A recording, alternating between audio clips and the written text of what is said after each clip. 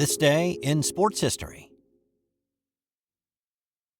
Hey, real quick, you've heard me talk a lot about the Sterling Soap Company over the past few months, and if you haven't tried out their soaps, I get it. It's not easy changing up your routine. But let me just say, if you give them a try, I'm nearly 100% certain you will have zero regrets.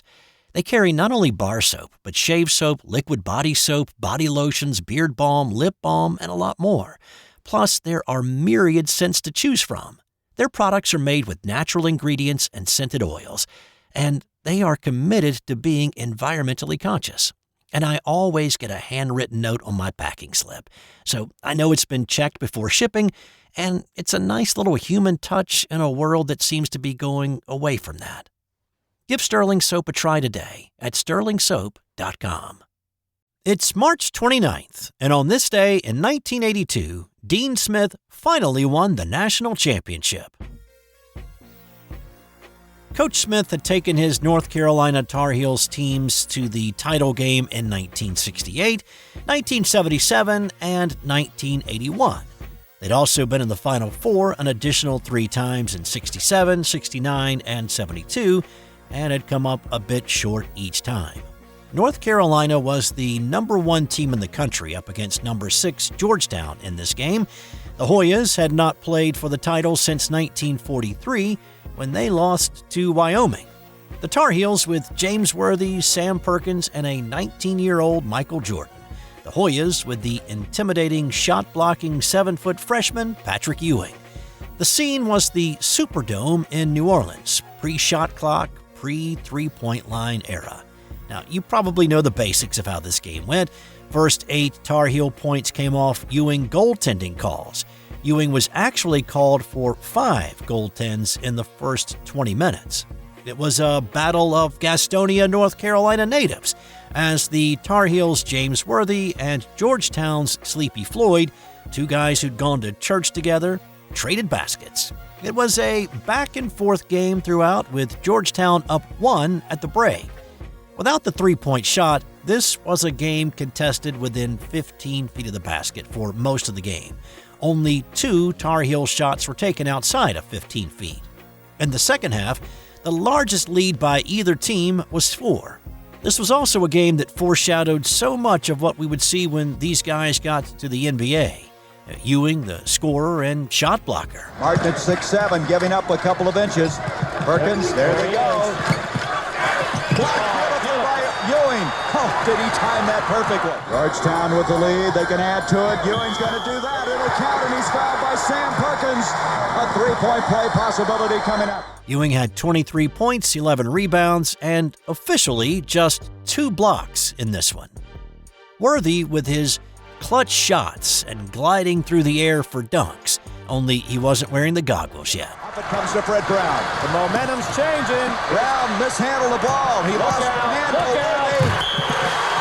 The basket will count, and this foul is going to go on Sleepy Floyd. Worthy led all scorers with 28.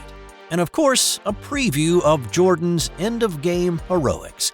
Now, everybody remembers the last shot he took in this game, but there's an even more impressive shot, I think, that he made that night, and it came a few minutes before the game winner. With a little more than 3 minutes in the game, Jordan drove to the basket, and he challenged Ewing. Both teams in the 1-and-1. Both coaches have conserved their timeouts very well. Remember this, the next hell ball would go to Georgetown as Jordan on the... Oh, what a layup! He put that ball up about 12 feet. Left hand. He has 14 points, 10 of them in the second half of play. The confidence it took for him to take that shot was pretty amazing. A left-handed finger roll high off the glass over Ewing, and it gave Carolina a 61-60 lead. Of course, Jordan, who scored 17 on the night, followed that up with the game winner. And here's legendary North Carolina play-by-play man Woody Durham with the call from New Orleans that night. Black holding high, goes to Daugherty. Daugherty in the double team, gives it back to Black with 20 seconds left to play. Goes back to Michael Jordan, jumper from out on the left, good! 13, 12, 11, Georgetown with 1 timeout. Fred Brown looking, oh, way to Worthy! Worthy 5! The Tar Heels are going to win the national championship! Oh, The pass is intercepted by James Worthy. Dean Smith won his first national title, and he became just the second person to win a national championship as both a player and head coach. The previous time that a coach won a national title to pair with one he'd won as a player also happened on this day back in 1976. In that game, it was the Indiana Hoosiers, coached by Bobby Knight, against the Michigan Wolverines.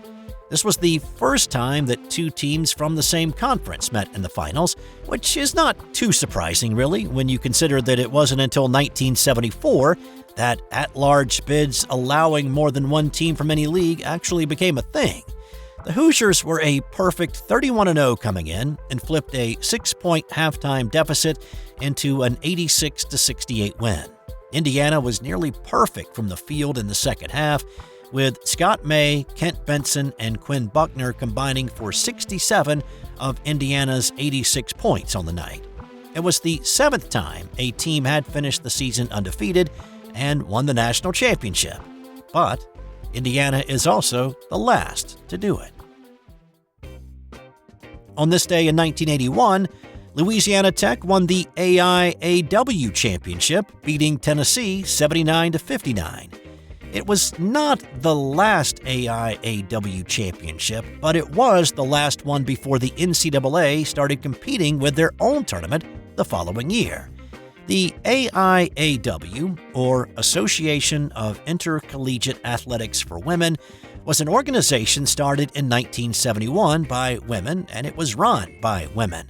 The NCAA had never held a championship for women, but with the passage of Title IX and it becoming mandatory in 1978, they found themselves needing to in order to come into compliance. So the NCAA used economics to attract teams beginning in 1982. About 120 schools switched their allegiance to the NCAA, mostly because the NCAA paid travel expenses and the AIAW did not. It was the beginning of the end for the AIAW. They did hold a 1982 tournament that went head-to-head with the NCAA tournament, with Rutgers winning that one, but that was it. The AIAW ceased operations in 1983.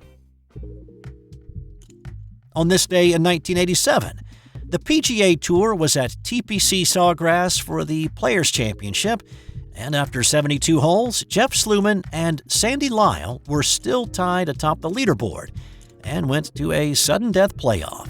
After both golfers parred the 16th, they went to the famed 17th Island green hole. Lyle played a safe shot, but left himself a lengthy birdie putt. Sluman fired right at the pin, and he had a very makeable 10-footer.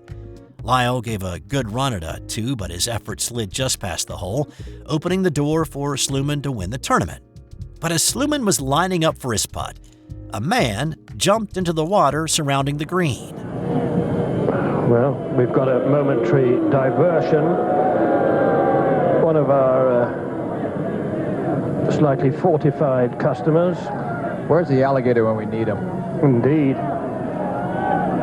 That's really ridiculous at this stage. He's not the first to have gone in the last hour. In fact, this one's been in twice. We might feed him to the alligator. The man was removed from the lake and then removed from the course, but the distraction affected Sluman. He went through his whole routine again, lined it up, and he missed it. They went to the 18th, Sluman made bogey, and Sandy rolled in his par putt to win it. After the round, Sluman said, "I was ready to pull the trigger when he jumped in. I might have made the putt, but we'll never know." On this day in 2014, Laura Diaz pulled off a feat that had only been done once before on the LPGA Tour. Playing the Kia Classic in Carlsbad, California, Diaz was playing the par 3 6th hole in the final round, and she dunked her tee shot for an ace. It was the second ace in 2 days for Diaz, who had aced the par 3 3rd hole the day before. 2 aces by the same golfer during the same tournament had only been accomplished once before.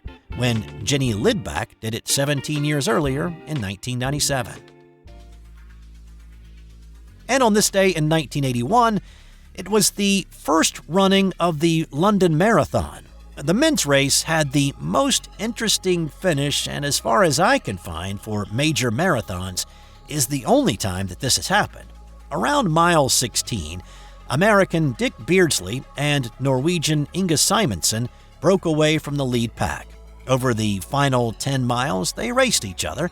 One would surge only to have the other catch up, then the other would surge trying to break free only to be reeled back in again. Well, running shoulder to shoulder, the two decided to finish together instead of sprint it out. They locked hands and crossed the finish line as a pair in 2 hours, 11 minutes, and 48 seconds. And time now for today's That's Got Nothing to Do with Sports. Did you know?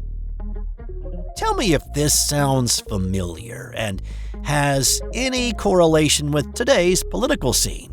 But in 1973, President Nixon sought revenge on the Washington Post for the printing of their Watergate investigation. Nixon used the FCC to challenge the licenses of the 2 Florida TV stations owned by the same company, and he instructed his people to cut off access to the Post in an effort to tank its stock value. Nixon's efforts did drive the Post stock down more than 50%.